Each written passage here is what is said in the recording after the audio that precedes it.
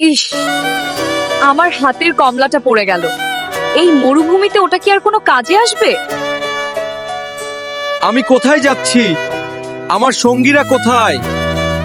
আমাকে এই মরুভূমিতে ফেলে যেও না। খিদে আর তেষ্টায় আমার প্রাণ যায় যায়। আরে, বালুর ওপর ওটা কিসের ফল? হে আল্লাহ, তুমি রক্ষা করো। আমার চোখের জল আর এই তপ্ত বালু ছাড়া আর কিছুই কি নেই? এ কি অলৌকিক কাণ্ড! মরুভূমির বুকে এমন সবুজ গাছ, কত ফল ধরেছে এতে! এই গাছটা তো অনেক দামি ফলে ভরা। এটা কেটে বাজারে বিক্রি করলে অনেক টাকা পাবো।